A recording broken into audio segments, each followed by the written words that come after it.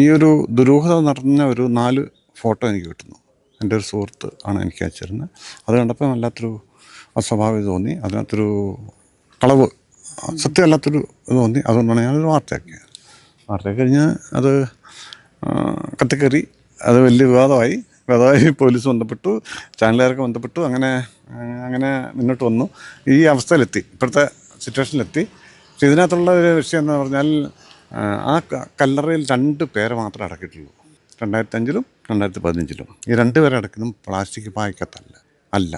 ഈ പ്ലായ എങ്ങനെ വന്നു, ആ ഒരു ഡൗട്ടാണ് നമ്മുടെ മനസ്സിലുള്ളത്. ഈ പ്ലാസ്റ്റിക് പായ എങ്ങനെ വന്നു? കാരണം ഒരു നേരത്തെ പറഞ്ഞ പോലെ ഒരു 50 പൈസ കൂട് പോലും നമ്മുടെ ഒരു കല്ലറക്കകത്തുണ്ടാകില്ല, വരാൻ പാടില്ല.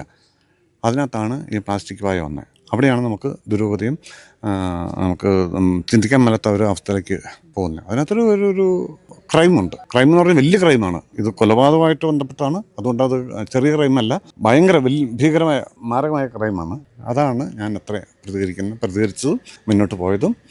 പിന്നെ ഇതിന്റെ ഭാഗമായിട്ട് ഉയർന്നു നിൽക്കുന്ന ഒരു തിരോധാനവുമായി ബന്ധപ്പെട്ട് ചില വിഷയങ്ങളൊക്കെ ഇപ്പം അതുമായിട്ട് അത് അവരുടെ ഭാഗത്തു നിന്നുള്ള സംശയമാണത്. അങ്ങനെ ഈ നാട്ടിലുള്ള ഒരു വ്യക്തി, ഈ നാട്ടിലല്ല, വെലങ്ങാടുള്ള വ്യക്തി ഇവിടെ ഉണ്ടായിരുന്നു. ആ വ്യക്തി മിസ്സായിട്ടുണ്ട്. ഇപ്പം ആ പരാതി ഉന്നയിച്ചിരിക്കുന്ന അവരാണ്. എനിക്കതിനകത്ത് പങ്കില്ല. പക്ഷെ അതാണെങ്കിൽ അതും തെളിയിക്കപ്പെടണം. അതിൻ്റെ എല്ലാം പോലീസാണത് ചെയ്യേണ്ടത്. പള്ളിയുമായി ബന്ധപ്പെട്ട് ഇപ്പം നിലനിൽക്കുന്ന ദുരൂഹത എന്തായാലും ഈ 3ാമത്തെ പായ അത് ആരുടെയാണ്? 3ാമത്തെ പായ അത് പ്ലാസ്റ്റിക് പായാണ്. അത് ആ ദുരൂഹത പോലീസ് മാറ്റാൻ നിർബന്ധമാണ്. നിലവിലുള്ള സാഹചര്യം പോലീസ്, അതായത് ഞങ്ങളുടേത് കരിക്കടക്കരി പോലീസാണ്. ഈ പോലീസ് സജീവമല്ല എന്നാണ് എൻ്റെ തോന്നൽ, എൻ്റെ അഭിപ്രായത്തിൽ തോന്നൽ.